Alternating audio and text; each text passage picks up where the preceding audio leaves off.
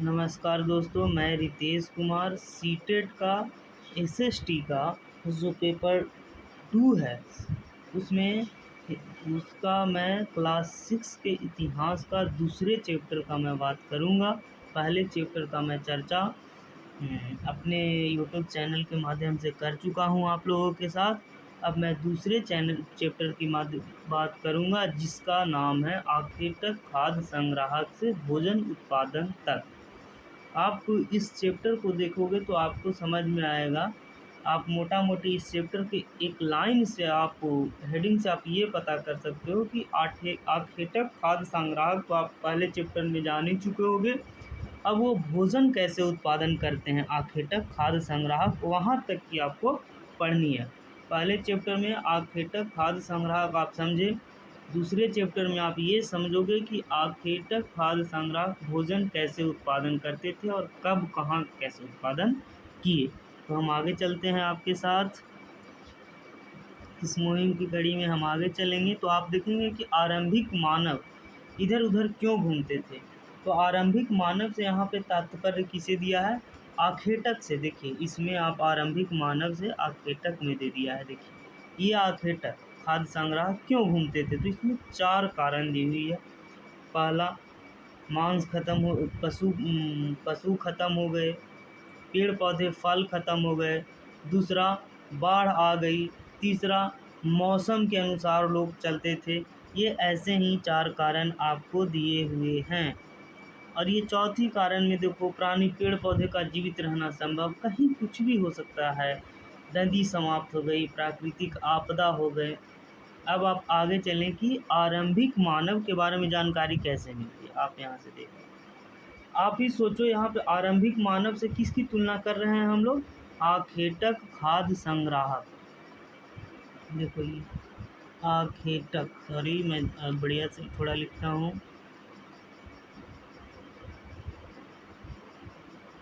आखेटक खाद्य संग्राहक,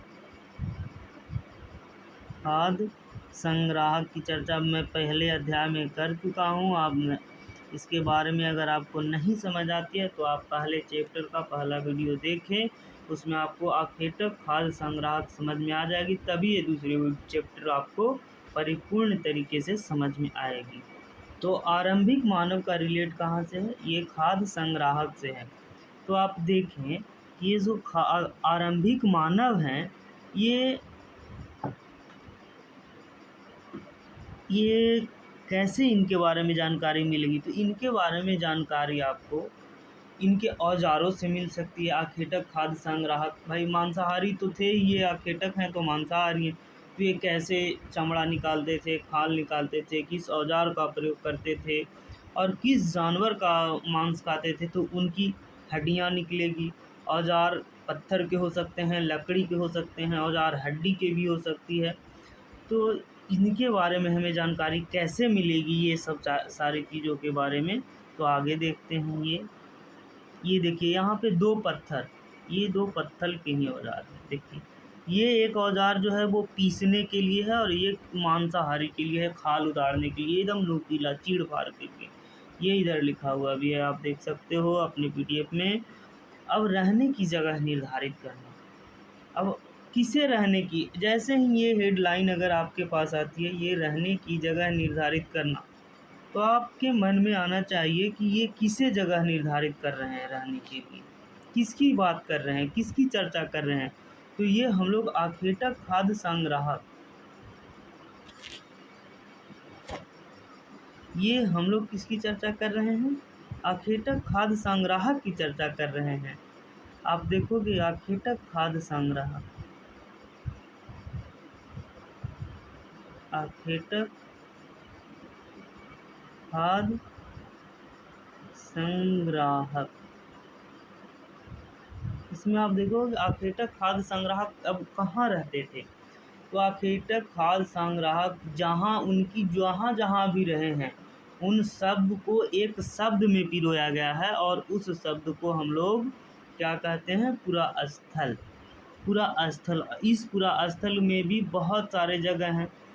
तो वो प्राचीन काल में जहाँ रहते थे उसे पुरा स्थल कहा जाता है। जैसे पहले आज के भी लोग दो ही जगह रहते हैं, या तो गांव में रहते हैं, या तो शहर में रहते हैं, या तो रूरल हैं या अर्बन हैं। तो उस टाइम में लोग पुरा स्थल में रहते थे। हालांकि गांव का नाम तो अलग अलग है, तो वैसे ही पुरा स्थल में भी अलग अलग जगह है। तो आप आगे देखेंगे कि आखेटक संग्राहक कितने पुरा स्थल में रहते थे। ये देखिए, ये आप यहाँ देखेंगे तो एक पूरा स्थल की चर्चा आई है भीम बेटिका। तो आप भीम बेटिका की चर्चा आज ये कहाँ है भीम बेटिका? ये भीम बेटिका भी पूरा स्थल है। और पूरा स्थल में ये लोग जब बसे हैं तो वहाँ जिस चीज़ का भी प्रयोग करेंगे, जैसे भीम बेटिका में बसे हैं लोग, तो वहाँ से जाने के बाद भी तो कुछ ना कुछ वहाँ पे छूटी हुई मिलेगी, दबी हुई मिलेगी प्राचीन लोगों को ही। तो उस चीज़ से लोग पता करते थे, यदि पुरातत्वविद पता करते हैं उस स्रोत से। जैसे वहाँ पे एक पत्थर नुकीली मिली, तो उसे औजार के रूप में देखा गया। पुरातत्वविद बताया कि ये ज़्यादा नुकीली है, तो ये चीड़ फाड़ का प्रयोग होता है। तो इस तरह से लोग पुरातत्वविद लोग हड्डी पत्थर ये सब खोज खोज के बताए हैं कि ये यहाँ पे वो लोग किस चीज़ से ज्ञात थे, किस चीज़ की उनकी जानकारी थी, किस चीज़ की नॉलेज थी। तो भीम बेटिका को अगर आप देखें तो ये आधुनिक मध्य प्रदेश में है। एजेंसी इससे प्रश्न पूछती है कि भीम बेटिका कहाँ है, तो ये आपको बताना होगा कि ये भीम बेटिका आधुनिक मध्य प्रदेश में है। और ये भीम बेटिका में गुफाएं थे, तो ये गर्मी से बचने के लिए, धूप से बचने के लिए, इस तरह पे भी लोग बचने के लिए भीम बेटिका की गुफा में रहते थे। और भीम बेटिका पूरा स्थल भी है। अगर आप इसमें यहाँ पे देखेंगे कि ये गुफाएं कहाँ थी, नर्मदा नदी घाटी के पास, आप देखो। और पहले अध्याय में भी हम आपको बताए थे कि लोग सबसे पहले कहाँ बसना चालू किए थे, कई लाख वर्ष पहले नर्मदा नदी के तट पर। और उन्हें क्या कहा जाता था, ये देखो, वो उन्हें क्या कहा जाता था, आखेटक खाद्य संग्राहक। नर्मदा नदी के तट पे जो लोग बसे थे उन्हें क्या कहा जाता था, देखो यहाँ पे, आखेटक खाद्य संग्राहक। ये आखेटक खाद्य संग्राहक। अब आखेटक नर्मदा नदी के तट पे तो हमने पहले अध्याय में बताया, लेकिन ये उसमें चर्चा नहीं थी पीडीएफ में, एनसीईआरटी की पहली चैप्टर में इतिहास की, कि वो लोग भीम बेटिका में बसे थे। अब एजेंसी ऐसे भी प्रश्न पूछेगी कि भीम बेटिका पुरा स्थल, प्राचीन पुरा स्थल भीम बेटिका है, वो किस नदी के तट पर है या किस नदी घाटी के पास है? तो वो गंगा, हिंदू, उसमें सिंधु एवं सिंधु की सहायक नदियाँ, गंगा एवं सोन, गंगा और सोन का द्वाब, ऐसे कर कर के प्रश्न पूछेंगे। और उसमें पूछ देंगे कि ए और बी और सी, ए बी सी डी तीनों इनमें से कोई नहीं, तो आपको ये रोट लर्निंग करनी पड़ेगी कि ये भीम बेटिका कहाँ है, आधुनिक मध्य प्रदेश में है। और ये कहाँ बसे हुए हैं, तो ये नर्मदा नदी के तट पर बसे थे। अब आगे देखते हैं कि भीम बेटिका में कुछ मिली या नहीं मिली, या इस चैप्टर में इसकी चर्चा आगे है या नहीं है। तो आप देखोगे, मैं इसे मिटा देता हूँ, इसकी यहाँ कोई ज़रूरत नहीं है। आप ये आगे देखोगे कि ये एक शैल चित्र है। अगर इसे आप देखना चाहें, ये शैल चित्र है। ये शैल चित्र, अब आप सोचोगे ये शैल चित्र क्या है, चित्रकला। शैल चित्र तो ये है, लेकिन शैल चित्रकला क्या है? तो आप आग्नेय शैल सुने होंगे, अवसादी शैल सुने होंगे, ये सारी चीज़ें तो आप ज्योग्राफी में सुने ही होंगे। तो ये शैल भी का मतलब भी है पत्थर, यानी कि पहाड़ में लगी हुई पत्थर, ये शैल का मतलब है। तो शैल चित्रकला यानी कि पत्थर पे उरेकी गई चित्र, पत्थर पे जो उरेकी गई चित्र है वो शैल चित्र है। जिन गुफाओं में लोग रहते थे, तो मैं ये भी जानता हूँ कि सजीव चित्रण करते थे, जंगली जानवरों की बहुत अच्छी तस्वीरें बनाते थे। ये देखिए, ये शैल चित्र, ये इसे जानवर आप मान लें, ये जानवर है और ये मानव है। तो ये क्या कर रहा है, इसे पकड़ रहा है, तो पकड़ के खाएगा ही, पालतू ही बनाएगा, और क्या कर सकता है। अगर कुत्ता होगा तो पालतू बनाएगा। सबसे पहले कुत्ते को तो ही आरंभिक मानव पालतू बनाए थे, तो इसे हम आखेटक कहेंगे। और पूरे को आखेटक खाद्य संग्राहक। तो ये आखेटक खाद्य संग्राहक नर्मदा नदी के तट पे बसे थे और नर्मदा नदी के तट पे एक पुरास्थल भी है, उस पुरास्थल का नाम आप कमेंट करें। उस पुरास्थल का नाम है भीमबेटका। ये कहाँ है भीमबेटका? मध्य प्रदेश में। अब आप आगे चलें, ये पूरा शैल चित्र के बारे में आपसे चर्चा की। अब आप आगे चलें, यहाँ देखें ये वाली। अब आप पुरास्थल को देखिए, यहाँ पे परिभाषित किया है एनसीईआरटी की भाषा में। पुरास्थल के परिभाषा पूछ दिया जाता है आपसे। तो पुरास्थल उस स्थान को कहते हैं जहाँ औजार, बर्तन और इमारतें जैसी वस्तुओं के अवशेष मिले हैं। ये चीज़ मैं आपको ऊपर ही बता दिया था कि पुरास्थल किसे कहते हैं। तो आप पुरास्थल में, ये मैं आपको अंडरलाइन कर देता हूँ, उस स्थान को कहते हैं जहाँ इतनी चीज़ें अवशेष मिलते हैं। सॉरी, ये पूरा राइट नहीं हुआ है, हाईलाइट नहीं हुआ है, तो आप ये बना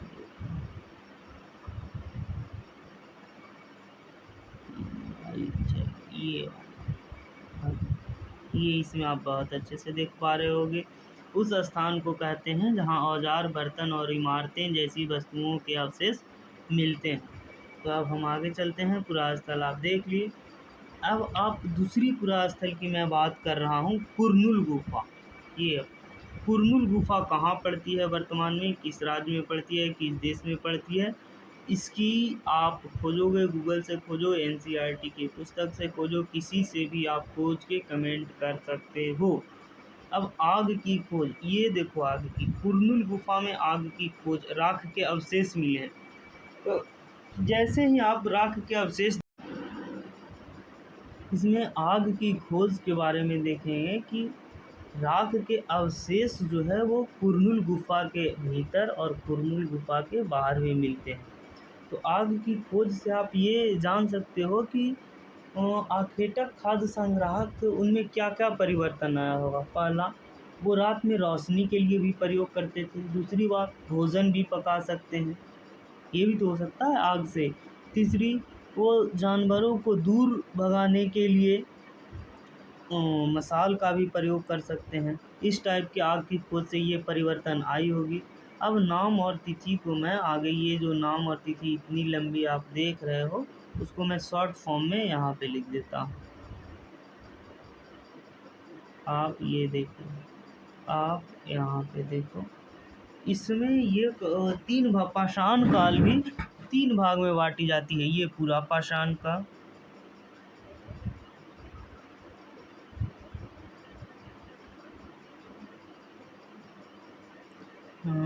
पूरा पाषाण काल, ऐसे ही बीच में ये लगा देंगे मध्य पाषाण, और ये नव पाषाण।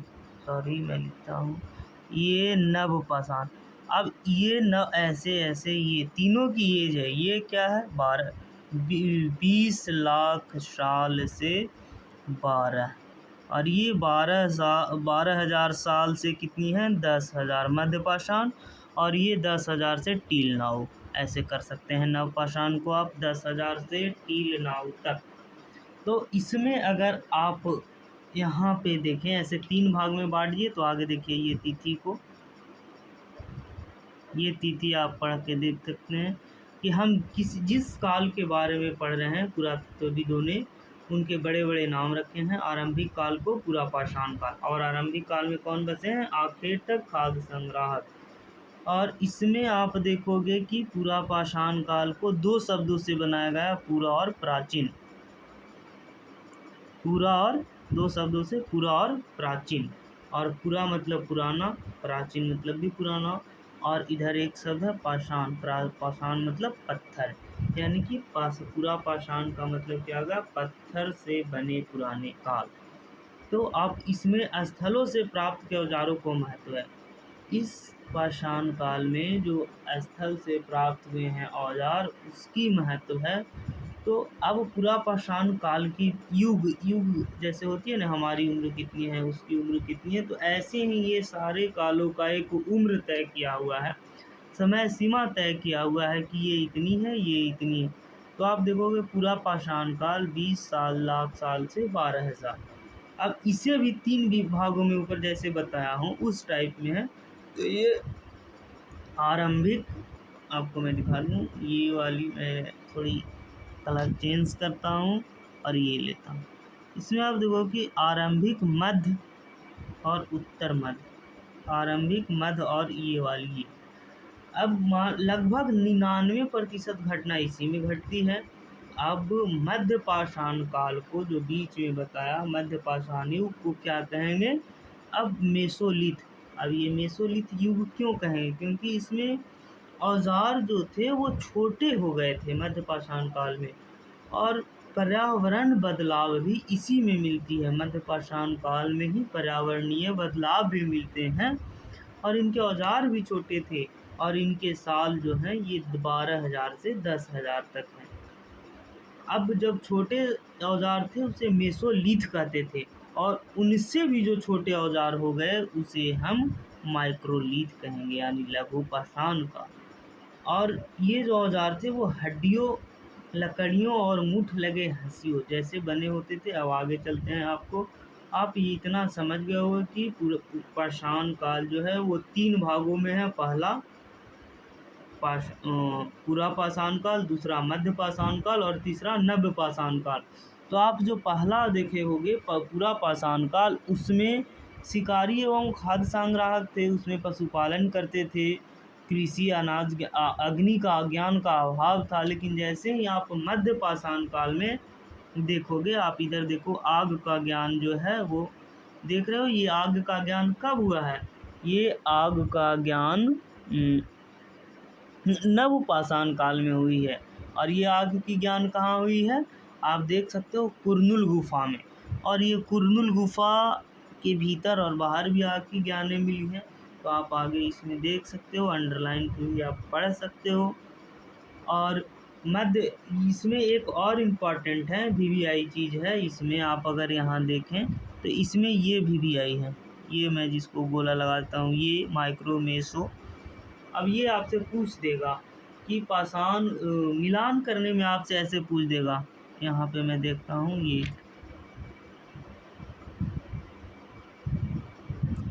आप समझ जाना, माइक्रोलिथ, माइक्रोलिथ, मेसोलिथ। और ये ऐसे ऐसे कर देगा और इधर लिख देगा मध्य पाषाण, मध्य पाषाण और नव पाषाण, ऐसे कर देगा। अब आप मिलान कीजिए कि कौन नव पाषाण का औजार है और कौन मध्य पाषाण का औजार है। तो माइक्रो हर समय मेसो से छोटा होता है, तो माइक्रो जैसे ही आएगी तो वो नव पाषाण। अभी आपको मैं एक उदाहरण देता हूँ टेलीविज़न की, यानी कि टीवी की ही। पहले आप देखते होगे वो कितनी बड़ी होती थी टीवी, आप देख रहे होगे अभी कितनी स्लिम टीवी आई है।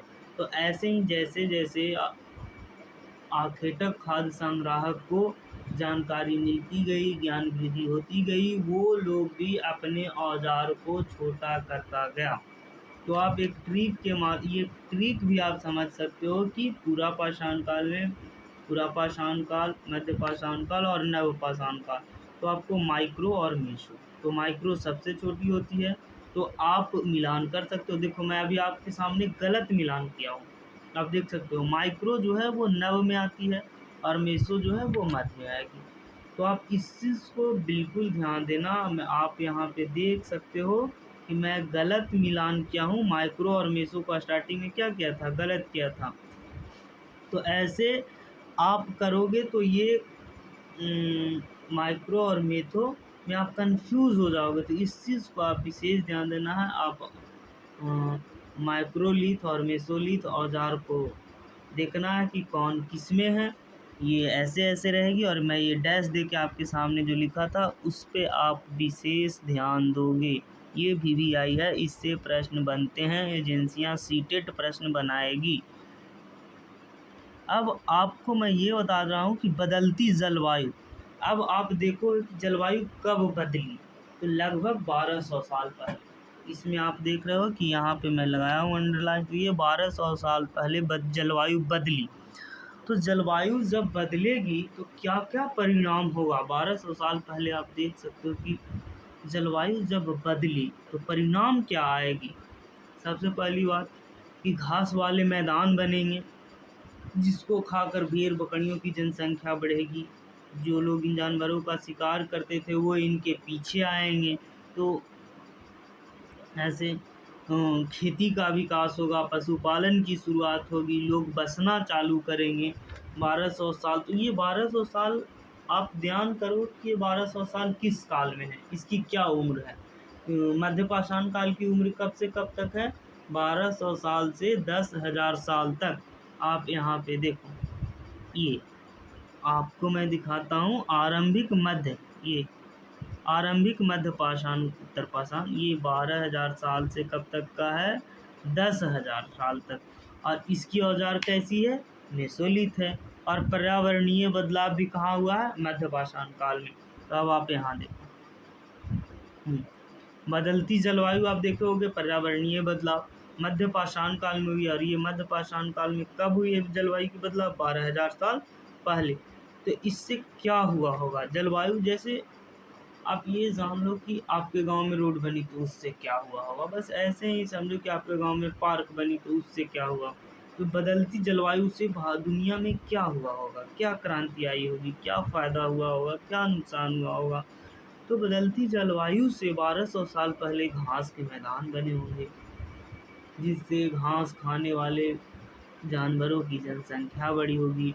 और जो आखेटक होंगे वो इनके पीछे शिकार के लिए आए होंगे, ये तो निश्चित है। अब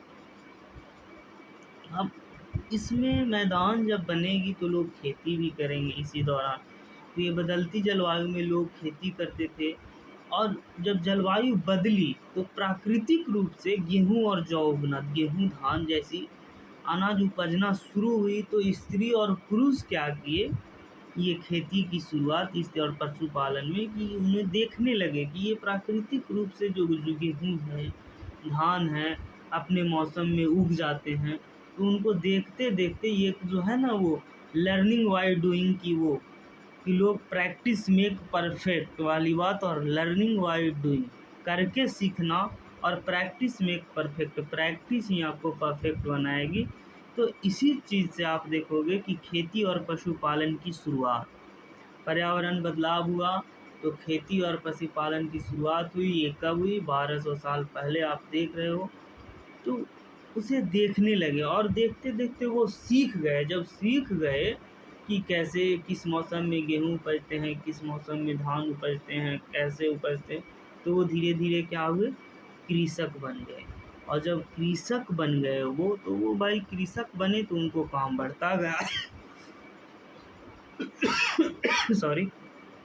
जब वो कृषक बने तो वो क्या किए? अनाज रखे, सब कुछ किए। तो फिर वो, अब घास की मैदान हुई थी तो वो सुरक्षा भी चाह रहे थे, तो वो कुत्ते को देखे और सबसे पहले वो जंगली कुत्ते को पालतू बनाए। जो अब वो आज का कुत्ता है उसका पूर्वज है। धीरे धीरे वो गाय को पालतू बनाए, भेड़ को पालतू बनाए, ये सारी सूअर को पालतू बनाए, और वो धीरे धीरे पशुपालक भी बन गए। अब आप देखें कि बसने की प्रक्रिया, जब मौसम जो बदला, पर्यावरण की बदलाव मध्य पाषाण काल में 1200 साल पहले हुई, तो लोग उस अनुसार से अनाज उपजाने लगे, खेती करने लगे, पालतू बनाने लगे। तो धीरे धीरे लोग वहाँ पे बसने भी लगे। तो उसे बस, और इसमें अगर बसने की प्रक्रिया को देखोगे तो ये दिया हुआ है कि लोग द्वारा पौधे उगाने और जानवरों की देखभाल करने को बसने की प्रक्रिया का नाम दिया गया, जिसका चर्चा मैं ऊपर किया हूँ। आप सुन सकते हो, देख सकते हो। अब आप इसे ये रहने दें, इससे प्रश्न आपसे नहीं आएंगे। तो आप आगे चलें। 1200 साल पहले शुरू हुई किसकी? बसने की प्रक्रिया। आप देख रहे हो ये बसने की प्रक्रिया किसके कारण शुरू हुई? तो पर्यावरण बदलाव के कारण। और ये पर्यावरणीय बदलाव कब हुए? ये पर्यावरणीय बदलाव कब हुए, आप बताओ।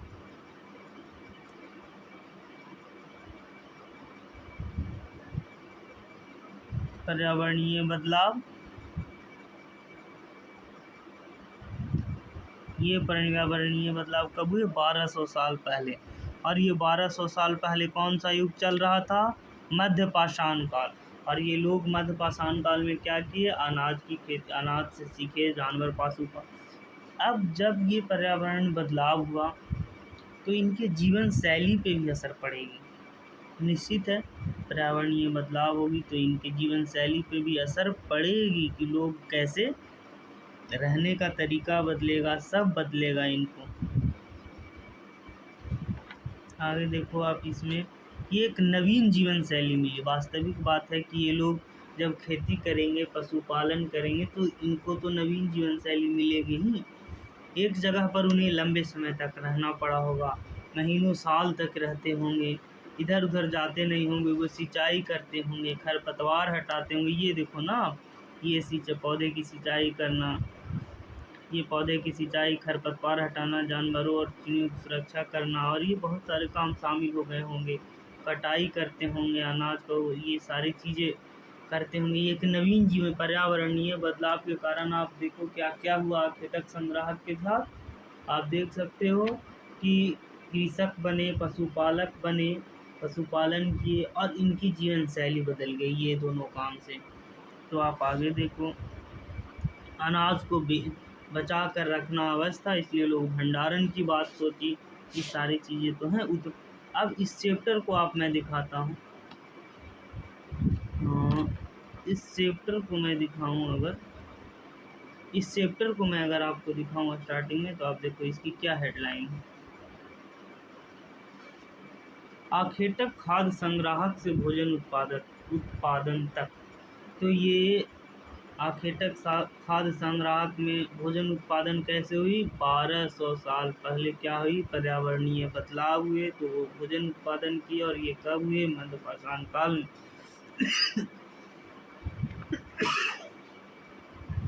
Sorry for this. ये पूरा स्थल को मैं अब यहाँ पे अब आपको आगे ले जाते हैं। ये बदलती जलवायु आप देख चुके हो, ये देख चुके हो, बसने की प्रक्रिया आप देख चुके हो, ये जीवन शैली आप देख चुके हो। अब आप देखें कि लोग जानवर को पालतू क्यों बनाते थे, है ना भाई? बिना प्रॉफिट का मनुष्य कोई काम नहीं करता। ये प्राचीन काल से ही बनी आ रही है, लोग आज नहीं बना रहे हैं। अब जानवर को लोग क्यों लेके चलते थे इधर उधर, पशुपालन करते थे भाई? जानवर जो थे ना, वो चलते फिरते खाने की चीज़ें देते थे। पहली बात, मांस, जो आखेटक थे वो मांस खा लेते थे, ठीक है। दूसरी बात, जो खाद्य संग्राहक थे, कंदमूल खाते थे, वो मान लिया जाए गाय को पाले हुए हैं तो उसकी दूध पी लिए। ये तो चलते फिरते अनाज भंडारण किए ना, और इनकी जनसंख्या धीरे धीरे बढ़ती गई, तो जानवर भी एक तरह का खाद्य भोजन उत्पादन ही हुआ। अब एक और बहुत अच्छा स्रोत था इनकी ना। और ये आप देखो, अब यहाँ पे इस अगर हेडलाइन की देखें तो आओ आरंभिक कृषकों और पशुपालन के बारे में पता करें। अब आप पूरी तरह समझ चुके हो कि लोग आरंभिक कृषक हो गए और पशुपालक हो गए, तो आप इसके बारे में कैसे जानें? तो आप देखो कि वो लोग जो हुए आरंभिक कृषक और पशुपालक जो हुए, उन लोगों का जो जीवन है वो अस्थाई हो गया। वो एक ही जगह खेती करते थे, रहते थे, वो पूरा स्थलों में रहते थे, झोपड़ियों और घरों में भी रहते थे। तो एक पूरा स्थल आज हमें मिली है, उसका नाम है बुर्ज होम। यहाँ पे आप देख सकते हो, इस पूरा स्थल का नाम है बुर्ज होम। अब ये बुर्ज होम कहाँ है? ये बुर्ज होम कश्मीर में, वर्तमान कश्मीर में है। अब ये बुर्ज होम जो है वो वहाँ पे गर्तावास भी मिली है, तो गर्तावास में उतरने के लिए सीढ़ियाँ मिली है, ये सारी चीज़ें हैं। मौसम के अनुसार वहाँ सुरक्षा मिली है देखने को, तो ये वहाँ झोपड़ियाँ मिली है। तो ये पूरा स्थल भी अस्थाई जीवन को कृषक बने और पशुपालन जैसे जैसे बनते गए वो अस्थाई होते गए। आगे चलते हैं। अब आपके पास ये कह रहा है कि एक गर्तावास का चित्र बनाओ, तो आप ये ऐसे मत देखो, हजारों साल बाद भी अभी भी ओखली और मुसल का प्रयोग, ओखली का प्रयोग आप देखोगे। अभी जो नए यंग ब्लड हैं, जो में हम एज हैं, हमारे साथ हैं, वो देखोगे कि अगर आपके घर में कभी शादी हुई होगी और ये परंपरा आपके घर में शादी की होगी, तो ये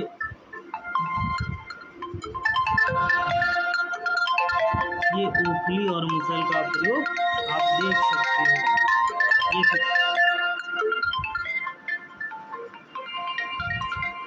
अब नव पाषाण के युग के पुरा स्थलों से कई प्रकार की मिट्टी कभी कभी अब नव पाषाण में जैसे जैसे लोग होते गए, तो ये जो बर्तन देख रहे हो ना, ये बर्तन, इसकी इस पे लोग धीरे धीरे कलाकृति करेंगे, कुछ बनाएंगे, ये करेंगे, वो करेंगे, सारे लोग करेंगे। कभी कभी इन पर अलंकरण भी किया, बर्तनों का भी उपयोग किया जाएगा। कपड़े नए नए मिलेंगे, लोग कपड़े पहनेंगे, चावल गेहूँ तथा दलहन जैसे अनाज, ये यहाँ पे आप देख ये चावल गेहूँ दलहन जैसे अनाज अब आहार का महत्वपूर्ण हिस्सा बन गए। अब नव पाषाण युग में क्या करेंगे, चावल खाएंगे, गेहूँ खाएंगे, दलहन अनाज, ये सारी चीज़ें का उपयोग करेंगे। अब सूक्ष्म निरीक्षण, अभी तक आप दो ही देखे होंगे ना पूरा स्तर, एक भीम बेटी का, एक बुर्ज हो। अब तीसरा देखो मेहरगढ़। मेहरगढ़ का जो है पूरा स्थल, उसमें आप देखोगे कि मकान मिलती है, उसमें स्त्री पुरुष के वहाँ जो गेहूँ की बकरी पालन भी सब मिलता है। तो इसका प्रमाण हम कैसे माने, ये बस हम बोल दिए और ये प्रमाण तो मानना नहीं चाहिए, क्रॉस चेक तो करना चाहिए। तो आप देखो मेहरगढ़ में जीवन मृत्यु कैसे मिली है कि अगर कोई लोग मरे तो उसके साथ बकरी दफना दिया गया है, खैनी जो भी, मतलब जो भी वो मान लिया जाए कोई दारू पीता है, तो मेहरगढ़ में ये परंपरा थी कि अगर वो मर गए हैं तो ऊपर जाके भी दारू पिएंगे, इसलिए उनके पास दारू की बोतल रख दी जाए। अगर वो मांस खाते हैं तो उनके पास बकरी साथ में दफना दिया जाए। तो दफन यानी कि कब्र में हड्डी भी मिली है। मान लो कोई चश्मा पहनता है, तो मेहरगढ़ की क्या परंपरा रहेगी, अगर पुरानी परंपरा से देखें तो अगर वो मरेगा तो उसके कब्र में चश्मा भी दफनाया जाएगा। तो इस टाइप की वहाँ पे परंपरा थी। तो वहाँ पे बहुत सारे हिरन सुअर जैसे जंगली जानवरों के हड्डी भी मिले हैं कब्र में दफनाए गए के साथ। ये मेहरगढ़ का चित्र है। ये तो मेहरगढ़ का चित्र कैसा होगा, चौकोर आयताकार है, आप देख सकते हो। कब्र में ये कुछ सामान जो अभी आपकी मैं चर्चा किया हूँ। तो अगर आप देखो, ये देखो ये एक कब्र है, इस कब्र में देखो इस चित्र है मेहरगढ़ के कब्र का। तो मेहरगढ़ में देखो ये मनुष्य मरा हुआ है और इसके साथ आप हड्डियाँ देख सकते हो। ये सारी हड्डियाँ की चर्चा की हुई है, कोई शुगर का है, कोई भेड़ की है, कोई बकरी की है, कोई ये सारी कंकालें हैं। तो अब आप एक फ्रांस में गुफा को भी देख सकते हो कि 20,000 साल पहले ऐसी गुफा में चित्रकला की गई है। अब उपयोगी शब्द आप देखो, अखेटक खाद्य संग्राहक तो आप जानते हो, पूरा स्थल भी आप जानेंगे, उद्योग स्थल भी आप जान गए, आवासीय स्थल आप जाने, पूरा पाषाण, मध्य पाषाण और लघु पाषाण आप जाने, मैं ऊपर बताया। अब आप कृषक जाने, पशु पालक जाने, और ये नव पाषाण युग आप देखो, नव पाषाणिक पुरा स्थल, नव पाषाणिक पुरा स्थल चाताल युग तुर्की में है। ये सबसे प्रसिद्ध पुरा स्थल है। लोग सामान खुद या जानवरों को पीठ पर ले जाया लाया करते थे, बस ये आप जान लो। अब ये कब्र की चर्चा मैं मेहरगढ़ में किया हूँ ना, कि मेहरगढ़ में कैसे लोग मरते थे।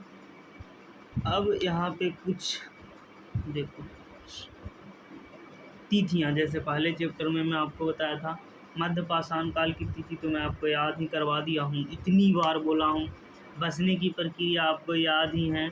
नव पाषाण की तिथि आप देख लो, मेहरगढ़ में बस्ती आप देख सकते हो, मेहरगढ़ में चर्चा की हुई है।